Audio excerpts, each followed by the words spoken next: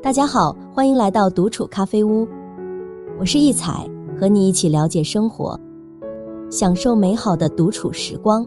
今天这期咖啡屋要讲的内容是，一个女人身上展现出这7种气质，往往是走大运的征兆。希望你喜欢，订阅支持。每个人都拥有自己的好运，它们并非偶然降临，而是我们自身所吸引而来。我们常常赞美道，气质如兰般清雅，才华似仙般馥郁。一个女人的气质不仅塑造着她的外在形象，更与她的命运紧密相连。当一个女人身上展现出这7种气时，往往是走大运的征兆。1. 心气。有句话，所有的精力枯竭，没有动力，归根结底都是因为心力不足。人生在世，我们总会遇到形形色色的人，他们有的庸庸碌碌，随大流而行，而有的却怀揣着梦想，充满斗志与激情。在这其中，那些拥有坚定心气的女人，无疑是一道独特的风景线。心气是一种内在的力量，它驱使着我们去追求更好的自己。当我们的内心充满能量时，我们就能以更加积极的态度面对生活中的挑战。然而，当内心能量不足时，我们往往会感到力不从心，甚至陷入消极的情绪中。那些真正有心气的女人，她的心中总是燃烧着一团火焰，她拥有坚定的信念，相信自己能够战胜一切困难和挫折，即使面对逆境，她也能保持积极的心态，勇敢地向前迈进。近日，一本畅销书中讲述了一位名叫李丽娟的年轻女人的非凡人生。她是一位充满活力的成都姑娘。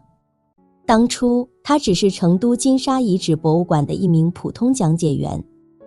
她以热情洋溢的方式，向游客讲述着双鱼与太阳神鸟的神话传说，腰间挂着小巧的音响。然而，如今的她已华丽转身，成为了世界葡萄酒之都法国波尔多的形象大使，并在佳士得拍卖行担任要职。他一年的业绩高达5000万欧元，折合人民币近4个亿。这样开挂的人生在异国他乡那片古老的葡萄园中绽放，让人十分羡慕。然而，在这光鲜亮丽的背后，鲜有人知的是他所经历的艰辛与苦涩。20几岁的他，为了追逐梦想，毅然选择自费留学。在法国的日子里，他曾遭遇钱包被抢，入过狭窄的阁楼，做过餐厅服务员，当过中文老师。为了节省开支，他甚至要在超市大减价时抢购牙膏和手纸，以应对一整年的需求。有一次，为了省钱，他跑去森林里摘蘑菇，差点因此丧命。面对语言不通的困境，他甚至要亲自扛着煤气罐去换。尽管经历了无数困难与挫折，但李丽娟凭借着不服输的精神，一步一步地向前迈进。如今，她已经成为了一名顶级品酒师，并在异国他乡找到了完美的爱情。她住在一座拥有300年历史的古堡里，与心爱的伴侣共度着幸福时光。有心气的女人知道，只有坚守自己的内心，不断追求梦想，才能让生活变得更加美好。她不会因为一时的失败而气馁，也不会因为外界的质疑而动摇。她用自己的行动证明了，只要心中有梦，就能战胜一切。正因为有了这种坚定的信念和不懈的努力，这些有心气的女人在人生路才会越走越顺，好运也会自然降临。2. 静气。古语云，非淡泊无以明志，非宁静无以致远。在这个喧嚣的世界里，我们时常被纷繁复杂的噪音和琐碎事物所牵绊。然而，有一种内在的力量，能够让我们在混乱与嘈杂中保持心灵的宁静，那便是静气。拥有静气的女人，能在喧嚣之中维持清醒的思绪，她们不会轻易被外界的纷扰所动摇，总能以平和的心态去审视世间万物。这种内心的平和赋予女人睿智的洞察力。使她在关键时刻能够做出明智的选择，避免盲目冲动和错误。杨绛就是静气女人的典范，她智慧深邃且性情温厚，其笔下的文字总是透露出淡雅的气质，独树一帜。她拥有宁静、睿智、高贵且散发独特魅力的灵魂，对无数现代女人产生了深远的影响。步入晚年，杨绛选择了一种深居简出的生活方式。对于外界的媒体采访，她多选择婉言谢绝，除了书籍之外，鲜少能在公众场合听到她的声音。在安静的环境中，她醉心于写作与阅读，四周弥漫着浓郁的书香气息。她与世无争，与人无求，尽显高雅之态。在一次访谈中，杨绛曾多次强调自己愿意甘当一个零。她表示自己在生活中处处忍让，是为了保持内心的宁静与自由。对于外界的指责和攻击，她总是以宽容的心态应对，一笑置之。她曾说，你骂我，我一笑置之；你打我，我绝不还手。若你拿了刀子要杀我，我亦会心平气和地问你，你我有什么深仇大恨，要为我当杀人犯呢？正是因为内心的宁静与宽容，杨绛女士仿佛穿上了一件隐身衣，使得她能够洞察世事，却又不被世俗所扰。她从不以言语为武器，攻击或诋毁他人，而是以善良和宽容的态度对待每一个人。杨绛的人生充满了起伏与波折，但她始终保持着一颗宁静的心，坦然面对生活中的一切。她曾说，当我守住了一颗宁静的心，便能坦然处事，得心灵一方净土。这种心境使她在面对困境时能够保持冷静与从容，成为自己命运的主宰者。对于杨绛而言，文字就像她庭院里的小花，独自绽放着优雅的光芒。在晚年时光里，那份独特的香气一直萦绕在她的周围，让她在宁静中倾听内心的声音，追求着自由的境界。这样的女人往往散发着一种沉静而强大的魅力。在这个浮躁喧嚣的时代，我们也要学会静心养气，培养内心的宁静与高贵，让福气自然而然地汇聚于身。3. 和气。林信燕说，以柔克刚，宽以待人是我们无所不通的大道。和气堪称社交场合中的润滑剂，它并非意味着一味的妥协退让，而是一种富含智慧的折中之道，更是一种追求双方共识的精湛艺术。人际交往中，一个发自内心的微笑，一句充满关怀的温馨话语，亦或是一次默契十足的眼神交汇，都能成为和气的生动体现。它们如同无形的桥梁，能够巧妙地化解误会与隔阂，增进彼此的理解与信任。一名女大学生在面包店里偶遇了一位流浪汉，她因为囊中羞涩而无法结账，这位心地善良的女学生毫不犹豫地伸出援手，替流浪汉支付了欠款。不仅如此，她还与流浪汉亲切地交谈起来，用温暖的言语给予他鼓励和希望。她告诉流浪汉，生活总会有起起落落，但重要的是保持信念和勇气，每一天都是新的开始，都充满了无限的可能性和希望。在即将告别之际，流浪汉从口袋里掏出一张纸条，小心翼翼地递给了女学生。纸条上写着，我曾打算在今天结束自己的生命，但你的出现让我重新看到了生活的美好，你的善意和鼓励让我改变了主意。谢谢你，美丽而善良的人。这简短的一句话，却蕴含着巨大的力量。正是这份来自陌生人的善意和鼓励，拯救了一个濒临绝望的生命。口能吐玫瑰，也能吐吉梨。当我们有意识地去说话，就能如同盛开的玫瑰，散发出迷人的芬芳，传递出爱意、温暖、鼓舞与力量。在这个充斥着互联网的现代社会里，善意的语言显得尤为珍贵和重要。也许你在键盘上轻轻敲打出一句简短而温暖的话语，却足以给予屏幕那端的人无尽的勇气和信心，抚平他们内心的焦虑与不安。因此，请不要吝啬你的善意言辞，让爱如涓涓细流般传递开来，为自己积累善缘，累积福报，凝聚和气。4. 正气。小说《女将心》中有段火出圈的台词，楚兄觉得我与寻常女子很不一样，是因为我读过书，走出过宅门，甚至还离经叛道进了军营。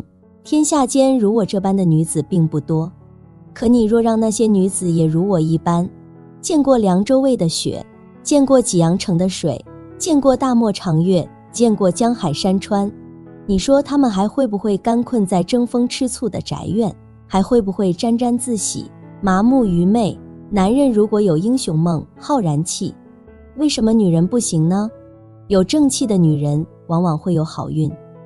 林月和丈夫只有一个宝贝女儿，然而不幸的是，在孩子5岁的时候，一次在商场的购物狂欢中，孩子竟然被人贩子拐走了。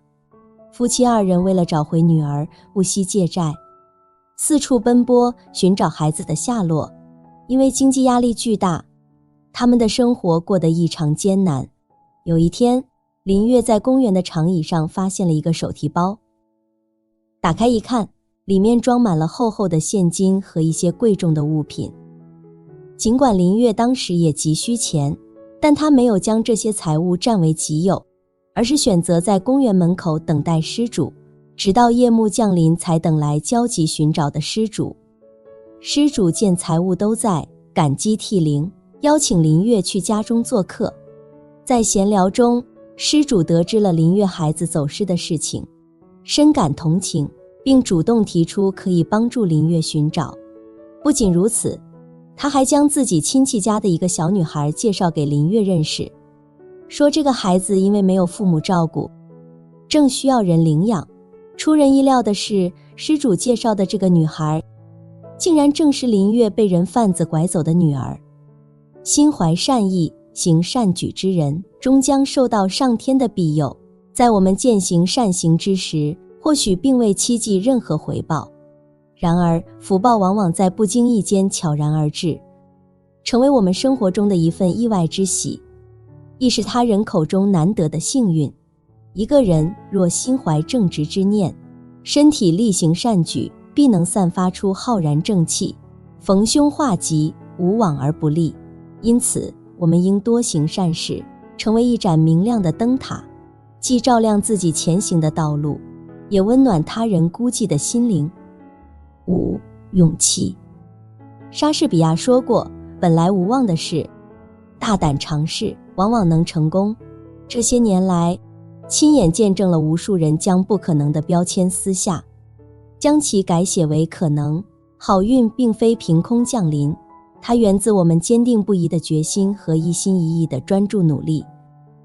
谢利尔·桑德伯曾分享了自己在孕期要求公司为准妈妈预留停车位的故事。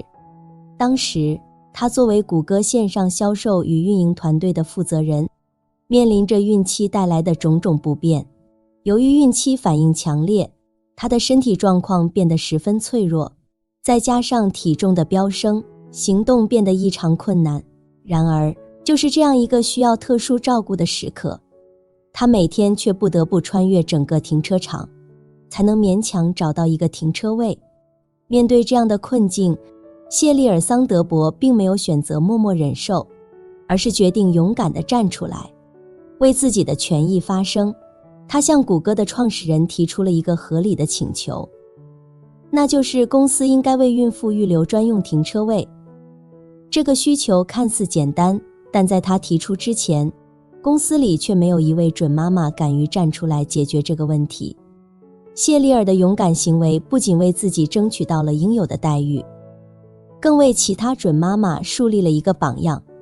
他用自己的行动告诉我们，身为女人，面对职场中的合理需求，我们不应该选择沉默和忍受，而应该勇敢地站出来争取自己的权益。因为只有这样，我们才能改变现状，为自己和他人创造一个更加公平和友好的工作环境。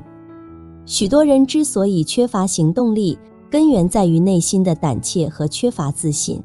他们畏惧失败的打击，担忧被他人嘲笑，更害怕踏出那一步，离开熟悉的舒适区。然而，正是这些恐惧与自我怀疑，如同一道无形的屏障，阻碍了他们迈向成功的步伐。但我们要明白，每个人的内心都蕴藏着无尽的潜能，只要鼓起勇气去尝试，去坚定地相信自己，便能激发那份属于自己的好运，创造出属于自己的辉煌。当我们勇敢地迎接挑战，积极地去追寻自己的梦想与目标时，才会发现那些曾经看似遥不可及、不可能实现的事情，往往会因我们的坚持与努力而变得触手可及。若总是停留在期待中，从不付诸行动，只会与好运失之交臂。6. 大气。大气的女人在坚守原则底线时，不会过分计较和深究那些令人不悦的琐事。她以一颗宽广且善良的心面对人生百态，既是对自己内心的宽慰，也是对他人的理解与宽恕，一举两得。刘姐在公司里与新老同事间的关系素来融洽，即便是面对那些擅长挑拨离间、世故圆滑之人，她也总能以自身的魅力将其折服。而刘姐之所以拥有如此良好的人缘，并非源于她的霸气或强势，而是得益于她那份宽广的胸襟与大气的性格。曾有一次，一位同事因嫉妒刘姐业绩卓越，在背地里非议她。然而，当刘姐得知此事时，她并未以牙还牙、恶语相向，而是以一颗平常心对待，既不反驳也不解释。没过多久，那位说刘姐坏话的同事遭遇了家庭变故，丈夫与她离婚，她净身出户，独自抚养孩子。在这艰难的时刻，刘姐并未落井下石，反而默默地为她分担工作，鼓励她振作精神。这位同事很是愧疚，他曾嫉妒刘姐，却在困境中得到了刘姐的帮助。他心中铭记着这份恩情，对刘姐充满了敬意。后来，当刘姐竞选部门经理时，同事们的民主投票起到了关键作用。尽管在业绩和管理能力方面，刘姐只算中等水平，但她凭借良好的群众基础赢得了大家的支持。因为刘姐心胸开阔，平时与人相处从不斤斤计较。更重要的是，她对那位遭遇困境的同事所展现出的宽容与善良，让更多人对她刮目相看。最终，刘姐以压倒性的优势成功当选部门经理。她感慨地说，在职场中难免会遇到勾心斗角、阳奉阴违之人，但只要不影响工作，那些不愉快的事情就不必放在心上。毕竟为不值得的人和事生气是毫无意义的。我选择原谅，并非因为我懦弱，而是因为我懂得不与他人，也不与自己较劲。尽管有人认为女人不适合充满竞争与挑战的职场，仿佛在其中必须与人斗智斗勇，比拼心机才能有所成就。然而，真正能够成就大事的女人，往往不会纠结于这些琐碎之事。她们深知做人做事都应保持一种淡泊的态度，无需为小事而耗费心神。在职场中，那些心胸宽广的女人总是能够收获诸多好运。正所谓心宽一寸，路便宽一丈。7. 笑气。都说爱笑的女人最好命，这可不是一句玩笑话，而是实实在在的人生真谛。永远明媚、笑容满面的女人，即便历经世事沧桑，依旧保持那份纯真与不俗。面对人生的起起落落，她总能以微笑坦然接受。30岁的李小丽，脸上总是洋溢着灿烂的微笑，无论身处何地，都散发着自信的魅力。从独自踏上东北的求学之旅，到扎根西安，创立自己的瑜伽馆，她的每一步都走得坚定而有力。长时间的工作曾让李小丽的颈椎出现了问题，这也促使她决定考取瑜伽导师资格证。未曾料到的是，这个无意的决定竟然开启了他与瑜伽的不解之缘。我从未想过，那张无意间考取的瑜伽导师资格证会成为我创业的起点。提及这段奇妙的缘分，李小丽的脸上依旧难掩惊喜。在瑜伽馆担任全职教练的日子里，我见证了自己因瑜伽而发生的蜕变。从一个小胖子成功逆袭，他的用心教学赢得了学员们的喜爱，业绩也从最初的每月800元飙升至10000余元。瑜伽不仅改变了李小丽的生活，更让她找到了自己的价值所在。她渴望有一天能在西安拥有属于自己的瑜伽馆。幸运的是，2016年，这个梦想得以实现。瑜伽馆的前任老板高原将店铺无偿转让给了李小丽，让她得以圆梦。高原姐在我追梦的路上给予了我巨大的支持，让我更加坚定了自己的信念。李小丽感激地说，自那以后，李小丽的好运似乎接踵而至。2016年6月，她在西安开设了第2家瑜伽馆。同年9月，她购买了人生中的第1辆车。次年，她更是在西安购置了房产，成为了真正的西安市民。在经营瑜伽馆的近4年里，李小丽始终保持着对学员们的关心与照顾，赢得了众多朋友的信赖和支持。她勇敢地追求自己的梦想，成为了家中的顶梁柱。姐姐和弟弟在她的影响下，也纷纷回到了陕西，一家人团聚在一起。谈及未来，李小丽充满了期待。我希望在西安开设更多更大的瑜伽馆，并努力打造属于自己的品牌。我想告诉所有像我一样有梦想的人，即使遇到挫折，也不要轻易放弃。相信爱笑的人，运气一定不会太差。微笑既是外在的优雅姿态，更是内心的豁达与从容。经常展露笑颜的女子，往往更得人缘，更易得到他人的援手，因此好运也常伴其左右。笑是绽放在脸上的绚烂花朵，生活就像一面镜子，你向它展示哭容，它便回馈你泪水；而当你向它绽放笑容，它也会回以你温暖的微笑。要变得漂亮并不难，只需少些怒火；而要拥有真正的美丽，多笑笑便足够了。无论何时何地，保持平和的心境，不轻易发怒，才是真正的智慧之美。那些爱笑的女人总是乐观向上，她在遭遇挫折时，总能以积极的心态和从容的气度去战胜困难。追寻幸福，心态决定命运。她的乐观与坚强终将引领她走向更美好的人生。心气赋予女人追逐梦想的力量，静气使女人在困境中保持镇定自若，和气让女人的言辞充满善意，正气塑造女人内心的善良与正直，勇气激励女人敢于超越自我，大气拓宽女人的胸怀与视野，笑气则为女人注入无限的希望与活力。这7种气质彼此交织，相互促进，为我们在人生道路上铺就成功之路。愿我们都能拥有这些气质，勇敢应对生活的每一个挑战，坚定地追求梦想，相信只要我们心怀希望，好运终将与我们相伴。好了，这期咖啡屋到此就分享完了。如果内容对你有所帮助，或者看后有所醒悟，麻烦你订阅和分享给身边的朋友，欢迎留言和投稿。在咖啡屋与我们一起学习别人的最好，遇见更好的自己。我们下期节目见。